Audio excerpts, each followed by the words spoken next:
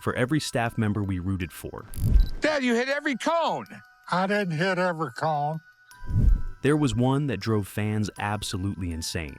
If I'm going to prove I deserve a piece of this company, I'm willing to take risks like this to show I know what I'm doing, even if it does piss my dad off. Hated Olivia Black. She might have had one of the shortest runs in Pawn Stars history, but Olivia Black left behind one of the biggest controversies the show ever faced. She joined the shop during season 5, hired as a night shift employee. My name is Olivia Black, and I work the night shift at the Gold and Silver Pawn. Don't screw it up. I've got this. But from the very beginning, fans were split. Some liked her gothic style and deadpan humor. Others found her vibe forced and her attitude a little too smug.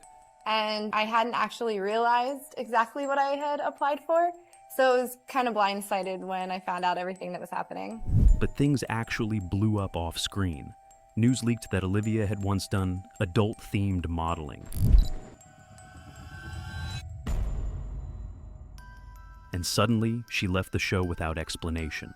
Almost like she just disappeared. The producers claimed it was about brand image, but fans called them out for hypocrisy, especially since the show had never shied away from edgy topics before. But what made it worse was the fact that Olivia said Rick didn't even fire her in person.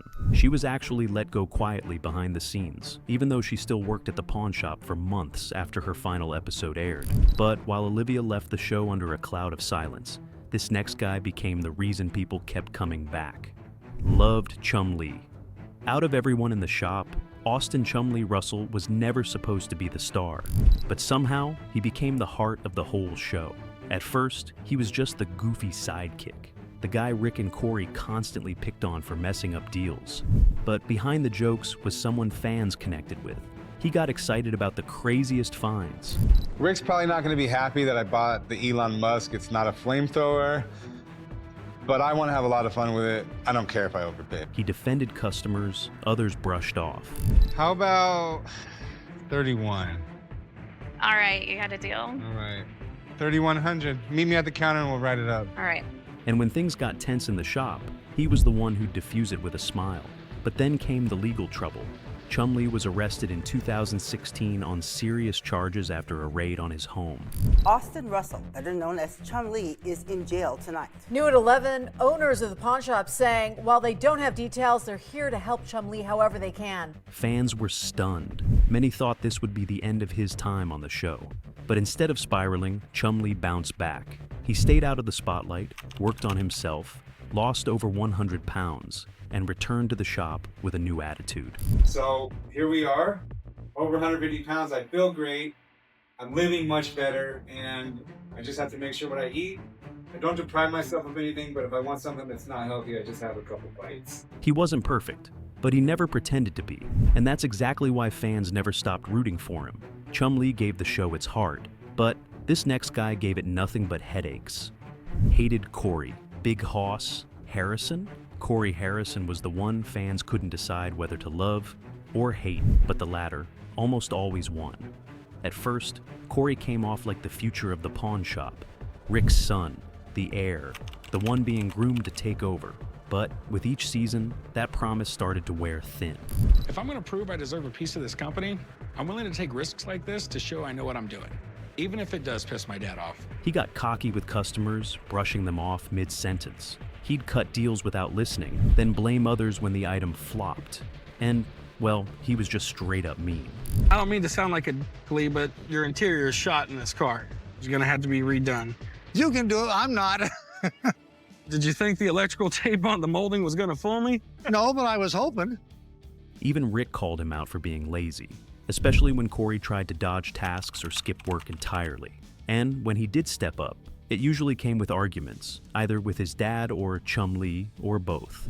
He came off extremely entitled, acting like he owned the place without showing he'd earned it, even if it meant crossing Rick.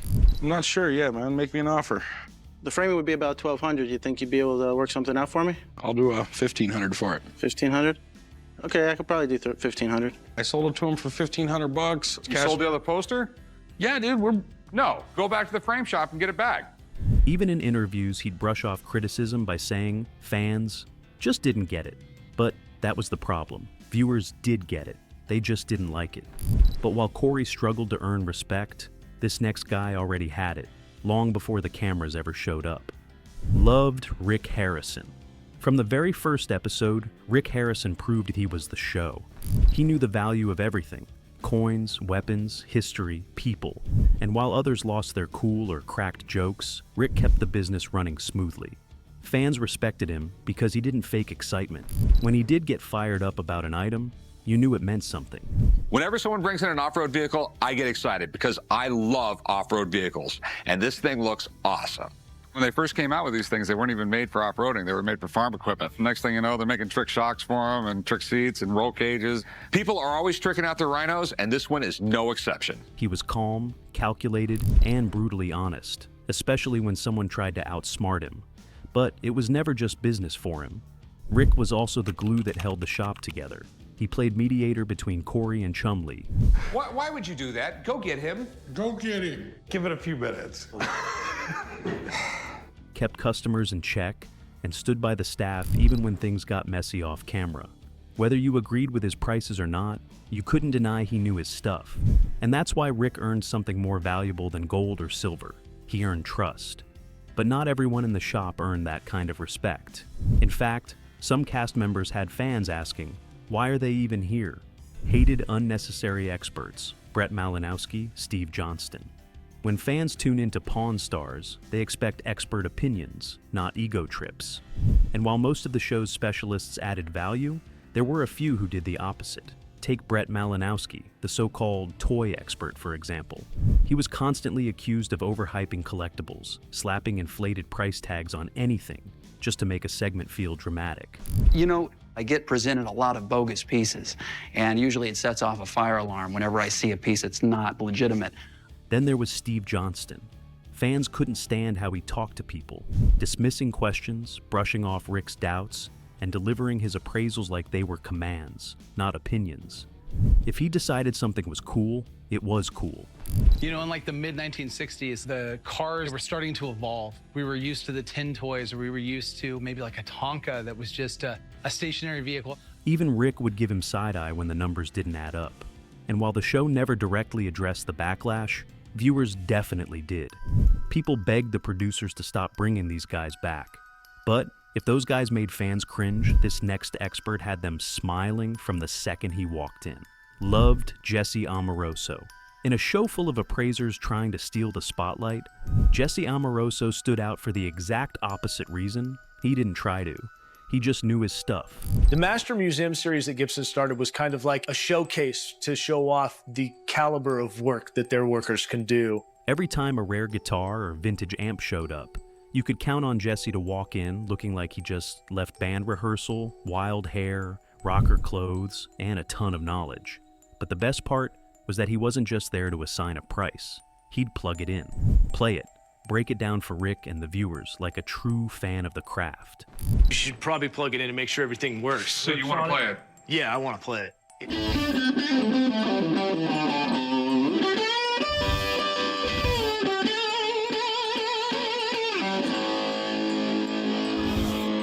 All right, so it works? Yeah, it works. It works. Okay. And if Jesse said something was special, you believed him. Customers respected him, he had Rick's trust, and fans loved him. Out of all the recurring experts, Jesse was one of the only ones who felt like he belonged in the shop permanently. But while Jesse made fans want to hear more, this next expert left a lot of people hoping she'd stop talking altogether. Hated Rebecca Romney. She was smart and precise, according to some fans. Rebecca Romney was the most annoying expert on the show. Brought in as the rare book specialist, Rebecca clearly knew her stuff. She could quote publishing dates, printing styles, and obscure authors off the top of her head. But for a lot of fans, that wasn't the issue. It was how she said it, with a smirk, a tone, and a level of condescension that made people feel like they were sitting through a lecture they didn't ask for. Well, and that's why this book is interesting, even though it's not the first edition.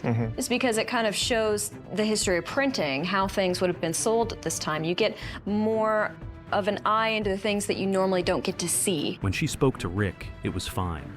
But when she talked to customers, it often felt like she was schooling them, not helping them. Some viewers defended her, saying she was just passionate and confident. but others pointed out moments where she dismissed people or shut down excitement with actually energy. 15,000 would be completely viable, but it's really not too special. He's not talking about his failed vice presidential bid, for example, or he's not talking about running for governor himself, which he does a little bit later. He had much more time in 1922 to do a handwritten letter than he would have, say, when he was president in 1941. That's when you get into those amazing values like 15,000. But as it is, the content is pretty so-so. Right. To make it worse, she left without warning. And yet, her name still pops up in forums, argued about years after her last episode aired. But there was one presence who stood out with every word, even when he barely said a thing. Loved the old man, Richard Harrison. Richard the old man. Harrison never needed to raise his voice, nor did he have to crack jokes or play nice. All he had to do was sit there, and everyone knew exactly who was in charge.